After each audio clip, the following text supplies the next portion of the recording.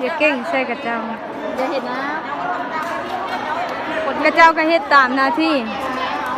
ลากไปไอ้ก้อย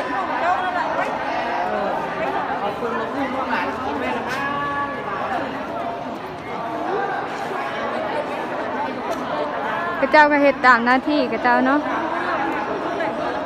แต่เขาอย่างเมื่อเขาอยู่โดดแล้ว